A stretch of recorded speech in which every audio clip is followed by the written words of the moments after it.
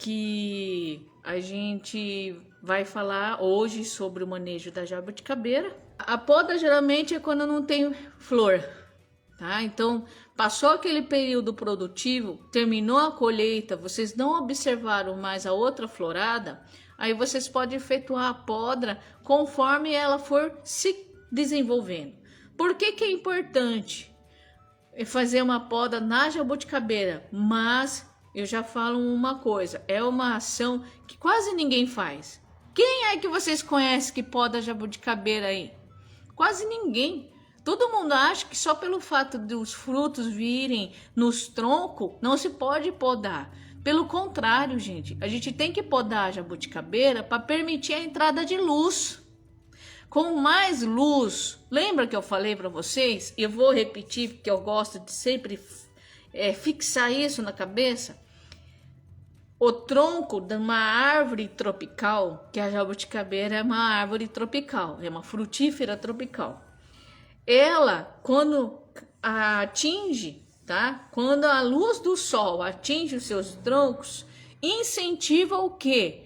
A formar botão floral. Se forma mais botão floral, o que que vou ter daqui a algumas semanas? Frutificação.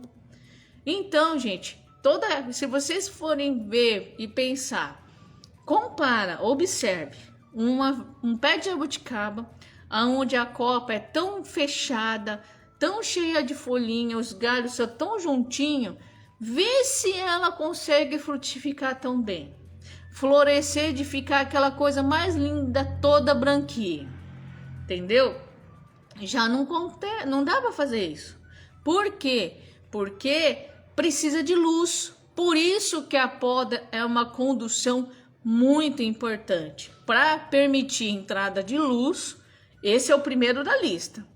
Segundo, para facilitar o controle de doença, porque se eu tenho vários galhos ali, um em cima do outro lá, tudo fechadinho assim, ó, praticamente um encostando no outro, as doenças vai começar a se multiplicar com mais facilidade.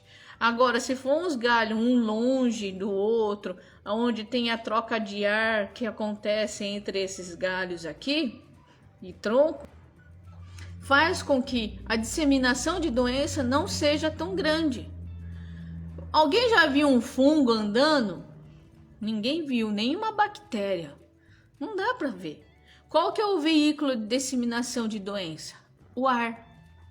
Se o veículo de disseminação de doença é o ar e tudo que encosta, então, por exemplo, vamos supor, eu como agrônoma vou em vários locais. Se de repente eu vou num sítio na qual tenha uma praga ou se não uma doença e eu percebo só depois, né? E aí eu vejo que acabo ficando suja de alguns esporos, alguma coisa. Eu principalmente no caso acontece comigo muito em oídio, tá? Então quando eu vejo que eu vou numa roça que tem muito oídio, que é aquele fungo branco que tá bastante no quiabo, eu evito na próxima visita que eu for fazer naquele dia de entrar na roça. Eu fico distante. E eu aviso o produtor, falo, olha, eu não vou até lá porque eu fui numa roça e estava com uma muita alta infestação de doença. Então eu não vou entrar lá, eu vou olhar aqui de fora, tá bom? Tá bom. Então é questão de consciência sim, só que a disseminação a gente não enxerga. Então já que é o vento que transporta a maioria das pragas e doenças, então quanto mais distante for esses galhos e ter mais por onde caminhar, né, o vento entre eles, deixar arejado, ajudar na troca de ar, menos infecção por fungo e bactéria eu vou ter, certo? Poda tem que fazer sim. É que nem eu faço algumas capacitação de poda e falo, produtor que for fazer a poda no dia, você antes de sair de casa, você pega seu coração, bota numa caixinha, e fecha a caixinha e guarda para você pegar mais tarde, porque senão começa a dar muita dó. Tem um monte de gente que eu conheço que não faz poda porque fica com dor. Mas Érica, tá bonito. Aí às vezes passa o período de poda, tem algumas flores. Ah, Érica, porque tá cheio de florzinha, o que eu faço? Não, gente. Tira seu coraçãozinho assim, ó. Bota ali guardadinho e pega depois. Porque senão ninguém tem coragem de podar nada nessa vida. E é o que eu mais vejo é isso. Mas tem que ter, porque faz bem para a planta. Então, se vocês pararem e analisar esse ponto em fazer bem, tirar ramos que causam sombra. A jabuticaba tem que produzir e o incentivo da produção é luz do sol. É aquela luminosidade do sol. Então, conforme ela for se desenvolvendo, deixa aquelas pernadas espaçadas uma da outra. Se já for uma jabuticabeira já velha, que nunca passou por poda nenhuma, tira aqueles ramos secos, que sempre acaba tendo, faz uma limpeza, que eu sempre falo que seria uma limpeza sanitária, porque esses ramos secos aí pode transmitir alguma coisa que tenha provocado até a morte do ramo, então é melhor evitar, certo? E ainda você vai tirar o excesso desse tronco, mas é tronco, gente, não é galinho, você não vai podar galinho. O que vai dar mais sombra? O que vai fazer mais abafada? É só folha? Não, não é só folha. O tronco também vai fazer isso. Então, deixa guardado o seu coração e procure. Por exemplo, vamos supor, eu tenho a bifurcação aqui. Esse tronco tenho que eliminar. Aonde eu corto? Aqui em cima? Não, aqui embaixo. Você vai eliminar o tronco e toda a sua ramificação. Então, é aqui que corta, tá? Ai, meu Deus do céu, vou fazer isso, vai. Pode ficar tranquila que ela consegue brotar. E aí, se aqui ainda não conseguir ver a possibilidade de brotação, ela vai incentivar a esse tronco que ficou. Então, se esse saiu, esse tronco ficando, ou os demais, por exemplo, vamos supor, esse tronco aqui tá no meio atrapalhando, eu tiro ele, esses dois aqui que ficou, ele vai começar o quê? Aí dedinhos, deixa eu controlar os dedinhos. Esses aqui vai começar a ramificar, a ter outros ramos. Por esse motivo que a gente tem que podar. Só que para isso a gente tem que deixar o coração de lado, não ter dó. E quando fizer a poda, por exemplo, eu cortei esse aqui, não tá mais, ou esse, vocês têm que passar a pasta bordaleza. Pasta bordaleza, tá? O que é pasta bordaleza? Gente, vocês vão pegar aí numa quantidade aí de em torno de 5 litros d'água, tá? Vocês vão pesar 200 gramas de cal e 200 gramas de sulfato de cobre. 200. Pega 2 litros, mistura e dilui o cobre separado.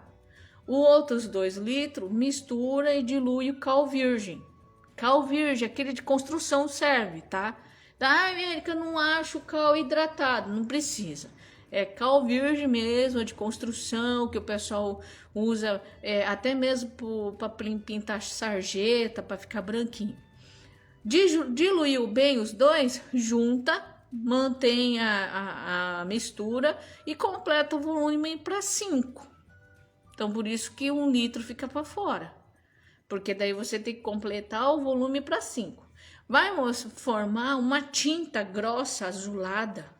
Aí você vai pegar e pincelar bem aonde fez o corte. O que vai resultar isso? Ele previne doença, porque é uma ferida. Quem é que cortou o dedo aí e nunca teve uma infecçãozinha?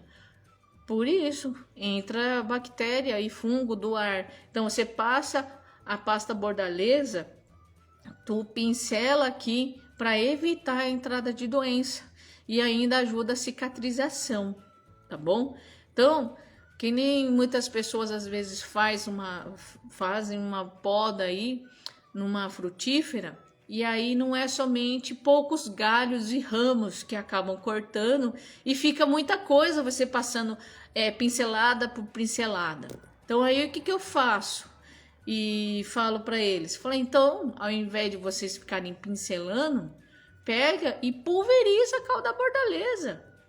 Pulveriza em toda a planta, principalmente então foca naquela região que sofreu mais poda, para que pelo menos tenha na concentração de cal da bordaleza para pulverizador o contato com cobre.